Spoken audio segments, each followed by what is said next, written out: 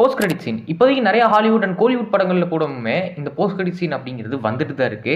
ஆனா நம்ம இந்த போஸ்ட் கிரெடிட் கலாச்சாரத்துக்கு எப்போ பழகணும்னா, மார்வல் மூவிஸ்ல எப்பப்போலாம் போஸ்ட் கிரெடிட் சீன்ஸ் போட்டாங்களோ அப்போல இருந்து தான். ஸ்டார்டிங் பீரியட்ல போஸ்ட் கிரெடிட் சீனா என்னன்னே தெரியாம இருந்தோம். அதுக்கப்புறம் மார்வல் படங்கள்ல இந்த மாதிரி அடுத்த படத்துக்கு ஒரு லீடப் கொடுக்கறதுக்கு கடைசியில் ஒரு சீன் வச்சிருக்காங்க அப்படிங்கிறது நம்ம தெரிஞ்சுட்ட அப்புறமா அதுக்கு பழகி நம்ம தியேட்டர்ல உட்காந்து அந்த போஸ்ட் கிரெடிட் சீன் அப்படிங்கிறத பார்த்துட்டு தான் வெளியே வந்துட்டு இருப்போம். மார்வல் பண்ணுறதுக்கு முன்னாடியே நிறையா படங்கள் இதை பண்ணிட்டு தான் இருந்தாங்க. பட் நம்ம பழகுனது மார்வல்னால தான். ஸோ இந்த மார்வலில் போஸ்ட் கிரெடிட் சீன்ஸ் அப்படிங்கிறது ரொம்பவே முக்கியமான விஷயமா தான் இருக்கும். ஏன்னா இந்த போஸ்ட் கிரெடிட் சீனுக்கு தான் அடுத்தடுத்த படங்களுக்கு ஒரு மிகப்பெரிய லீடப்பாக அமையும். அண்ட் அது மட்டும் இல்லாமல் ஒரு படத்தில் புதுசாக ஒரு கேரக்டர் இன்ட்ரடியூஸ் பண்ணியிருக்காங்கன்னா அந்த கேரக்டர் அடுத்தடுத்து என்ன பண்ண போகிறாரு அப்படிங்கிறதையும் இந்த போஸ்ட் கிரெடிட் சீன் மூலியமாக தான் ஒரு டீஸ் அப்படிங்கிறது கொடுப்பாங்க நெக்ஸ்ட் ப்ராஜெக்ட்ஸுக்கு.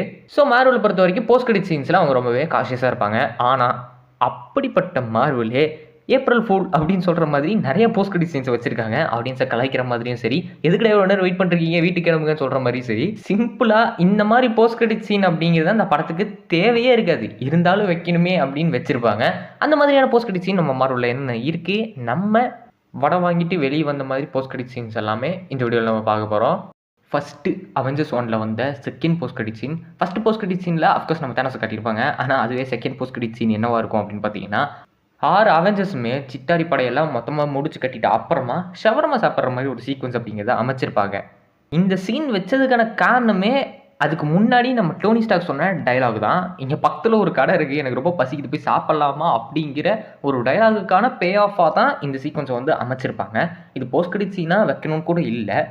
பர்டிகுலராக அந்த சீக்வன்ஸ் இடத்துல நீங்கள் வந்து கட் பண்ணிட்டு இந்த சீக்வன்ஸ் உள்ளே சொருகினீங்கனாலும் எந்த எரருமே இருக்காது. அந்த ஃபைனல் பேட்டில் முடிஞ்சிட்டு அப்புறமா இந்த போஸ்ட் கிரெடிட் சீனாக இருக்கிறது இதை படத்தோடைய சீக்வன்ஸாக வச்சிருந்தாலுமே எந்த ஒரு பாதிப்புமே இருந்திருக்காது. அது ஒரு மாதிரி ஃபன் அண்ட் ஃபீல் குட்டான ஃபீல் தான் நம்ம எல்லாத்துக்குமே கொடுத்துருக்கோம்.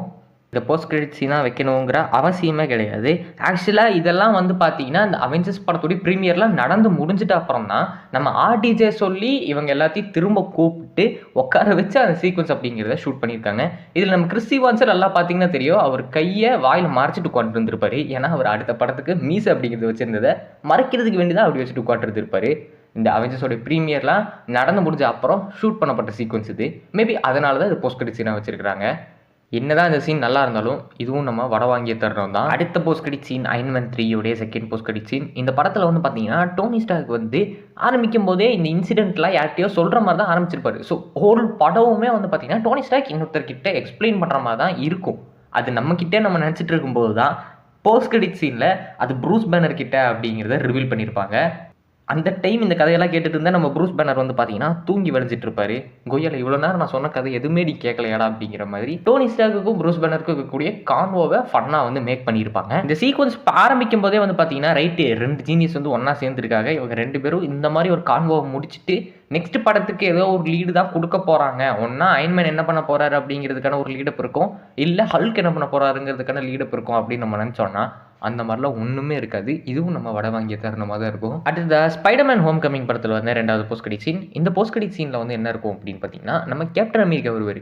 ஓகே ரைட்டு, தலைவன் வந்துட்டான், தலைவன் ஏதாவது லீடப் கொடுப்பான் அப்படின்னு நம்ம வந்து உட்காந்து பார்த்துட்டு இருக்கும்போது வந்து இந்த ஸ்டூடெண்ட்ஸுக்கும் சோல்ஜர்ஸ்க்கும் நான் ஒன்று சொல்ல விரும்புகிறேன். அதுதான் பேஷன்ஸ்.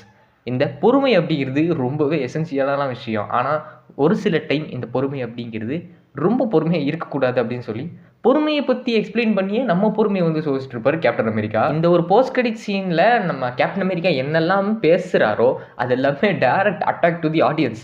இந்த மாதிரி 2வது போஸ்ட் கிரெடிட் சீன் வரைக்கும் வெயிட் பண்ணிட்டு இருக்கீங்களே, இதைத்தான் நான் சொல்கிறேன், ஒரு சில டைம் ஓவர் பொறுமை ஆகாது அப்படின்னு சொல்லி நம்ம கேப்டன் அமெரிக்கா பாட்டி இஷ்டத்துக்கு பேசிகிட்டு இருப்பாரு. இந்த சீனில் நம்ம கேப்டனை தாண்டி வேறு யாராவது வந்திருந்தாங்கன்னா சத்தியமாக கடுப்பாகிருக்கும். ஏன்னா அவ்வளோ கிரெடிட்ஸ் ஓடினக்கப்புறம் வரக்கூடிய 2வது போஸ்ட் கிரெடிட் சீன் இது. எப்படி பார்த்தாலும் இந்த போஸ்ட் கிரெடிட் சீனுமே நம்ம வட வாங்கிய தருணம் தான். அடுத்ததாக வரக்கூடிய சீக்வன்ஸ் 2வது போஸ்ட் கிரெடிட் சீன் எந்த படத்துலனா ஆண்ட்மேன் அண்ட் தி வாஸ்ப் இந்த படத்தில் தான். இதுக்கு நான் முன்னாடி சொன்னேன்ல, இந்த ஹோம் கமிங் படத்தில் கேப்டன் அமெரிக்கா வந்து அறிவு போட்டிருப்பாருன்னு, அதை கூட நம்மளால் ஏற்றுக்க முடியும். சரி, கேப்டன் அமெரிக்கா வந்து பேசுகிறாரு அப்படின்னு சொல்லிட்டு. ஆனால் இந்த ஆண்ட்மேன் அண்ட் தி வாஸ்ப் படத்தில் சும்மா லிட்ரலாக ஒரு எறும்பு வந்து ஸ்காட்லாண்ட் ட்ரம்ஸ் வாசிக்கிற மாதிரி காமிக்கப்பட்டிருக்கும். அவ்வளோதான் சீக்வன்ஸே அவ்வளோதான். இதை நம்ம ப்ரீவியஸாக அந்த படத்துலேயே பார்த்துருப்போம். இந்த ஸ்காட்லாண்ட் வந்து வெளியே இருக்கும்போது இந்த மாதிரி எறும்பு தான் ஸ்காட்லாண்ட் செய்கிற வேலை எல்லாத்தையுமே செய்யும். அது இங்கே காட்டணுங்கிற அவசியமே கிடையாது. அதுதான் எங்களுக்கே தெரியுமாடா. இந்த எறும்பு நான் எப்படி ட்ரம்ஸ் வாசிக்குதுங்கிறத பார்க்கறதுக்கு நான் கிரெடிட்ஸ் ஃபுல்லாக உட்காந்து இந்த 2வது போஸ்ட் கிரெடிட் சீனை பார்க்கணுமா? சொல்லு எதுக்கு நீ சிஜிஐக்கு இவ்வளோ செலவு பண்ண அப்படின்னு கேட்குற மாதிரி தான் இருக்கும். ஏன்னா அந்த சீனில் லிட்ரலி ஒன்றுமே இருக்காது. இது வடை வாங்கின தருணம் இல்லை, வடை வாயில் வச்ச தருணமாக இருக்கும். இதுக்கப்புறம் நான் சொல்ல போகிற 3மே வந்து பார்த்தீங்கன்னா நம்ம வடை வாங்கி தரணும் இல்லை, வடை வாயில் வைக்கப்பட்ட தருணம் தான். ஸோ ரெடியாக எடுத்துக்கோங்க.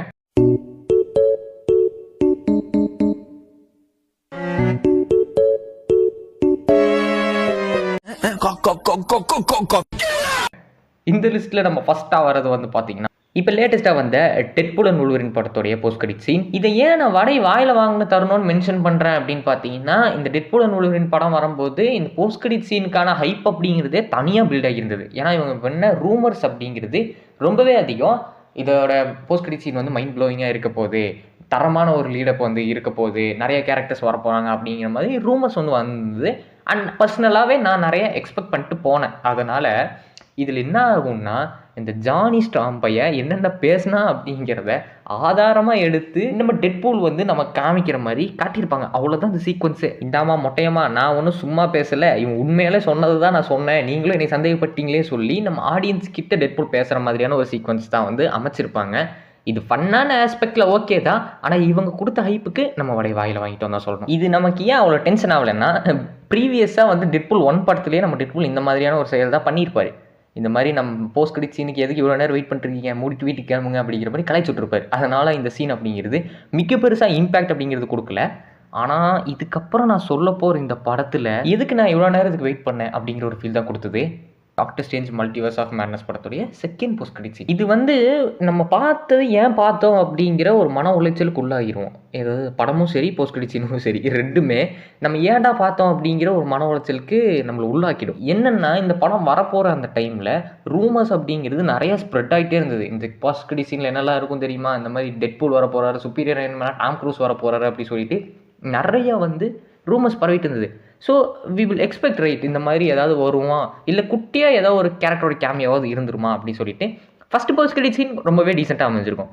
அது தொடர்ந்து செகண்ட் போஸ்ட் கிரெடிட் சீனில் தான் மிகப்பெரிய ஒரு மேஜர் ரிவீல் இருக்க போகுது அப்படின்னு நம்ம எல்லாருமே வெயிட் பண்ணிட்டு இருக்கும்போது, இந்த படத்துலேயே நம்ம ப்ரூஸ் கேம்பலோட ஒரு கேமியா அப்படிங்கிறது இருக்கும். இதில் நம்ம ப்ரூஸ் கேம்பல் வந்து மருத்துவ வினோதனை திட்டிட்டு போகும்போது அவர் என்ன பண்ணுவார்னா, ஒரு மேஜிக் ஸ்பெல் அப்படிங்கிறத நம்ம ப்ரூஸ் கேம்பல் மேலே போட்டு விட்ருவார். அப்படி பண்ணும்போது ப்ரூஸ் கேம்பலோட கை வந்து அவர் தவடாலே குத்திக்கிற மாதிரி காமிச்சிருப்பாங்க அந்த ஸ்பெல் மூலிமா. இது என்ன ஆகும்னா, இது அப்படியே கண்டினியூ ஆகி இந்த செகண்ட் போஸ்ட் கிரெடிட் சீனில் வந்து அவருடைய தவடா வீங்கினதை காமிச்சு அவர் கை வந்து அவர் அடிக்கிறத ஸ்டாப் பண்ணிடும். சிம்பிளாக அவர் இட்ஸ் ஓவர் அப்படிங்கிற மாதிரி சொல்லிடுவார். அவ்வளோதான். இதுக்கு என்னன்னா, டீஸ் கொடுக்குறாங்களா இந்த படம் வந்து முடிஞ்சிருச்சு அப்படின்னு சொல்லிட்டு. நம்மளோட மென்டாலிட்டி யோசிச்சு பாருங்க. ஏன்னா இந்த படத்துக்கு இருந்த ஹைப்புக்கு இந்த படம் பார்த்துட்டு ஒரு மிக்ஸ்டு ஃபீலிங்கில் தான் இருப்போம். ஓகேயா, Doctor Strange Multiverse of Madness அப்படிங்கிறதுல இந்த இலுமினாட்டியில் வந்த டீம் மெம்பர்ஸை பார்த்தே நம்ம வெறியில் இருந்திருப்போம். அதை தொடர்ந்து சரி போஸ்ட் கிரெடிட் சீன் போயிடுச்சு, ரெண்டாவது உட்காந்து பார்த்துருவோம் அப்படின்னு சொல்லும்போது இந்த மாதிரி ஒரு போஸ்ட் கிரெடிட் சீனை வச்சா எவ்வளோ கடுப்பாகும் யோசிச்சு பாருங்களேன். இதில் டீசெண்டான ஒரு விஷயம் என்னென்னா, ஒரு நாஸ்டாலஜிக் ஃபீல் அப்படிங்கிறது வந்திருக்கும். இந்த ஈவில் டெட் படங்கள்லாம் பார்த்துருந்தீங்கன்னா இதே மாதிரியான ஒரு சீக்வன்ஸ் வந்து நம்ம ப்ரூஸ் கேம்பலுக்கு ஈவில் டெட் படத்துலையுமே நடந்திருக்கும். அதுக்கான ஒரு சின்ன டீஸாக இந்த போஸ்ட் கிரெடிட் சீனை நீங்கள் பார்த்தா வேணால் ஒரு மன ஆறுதலாக இருக்குமே தவிர, படத்தோடு நீங்கள் சேர்த்து வச்சு பார்த்தீங்கன்னா காண்டாகக்கூடிய ஒரு போஸ்ட் கிரெடிட் சீக்வன்ஸ் தான். ஸோ இந்த வீடியோவில் வந்து பார்த்தீங்கன்னா நம்ம மார்வல் நமக்கு வடை கொடுத்த தருணம் அண்ட் வாயில் வச்ச தருணம் எல்லாத்தையுமே நம்ம வந்து தெளிவாக டிஸ்கஸ் பண்ணியிருப்போம். ஸோ இப்போது இந்த வீடியோ பார்க்குற இந்த வியூவர்ஸுக்கு நான் ஒன்று சொல்கிறேன். இவ்வளோ நேரம் உட்காந்து பார்த்து டைம் வேஸ்ட் பண்ணியிருக்கீங்களே 8 நிமிஷத்துக்கிட்ட, போய் உங்கள் வேலையை பாருங்க, போக சென்று வட்டா. நீங்கெல்லாம் பார்த்துட்டு இதை உட்காந்து 1/2 மணி நேரம் பார்க்குறீங்க. வேஸ்ட்டாக வாக்கு டைமு, ஏஞ்சி வேலைக்கு போ. எல்லாம் கேட்டு வேஸ்ட்டு. வேலையை பாருங்க, எல்லாம் கிளம்பு.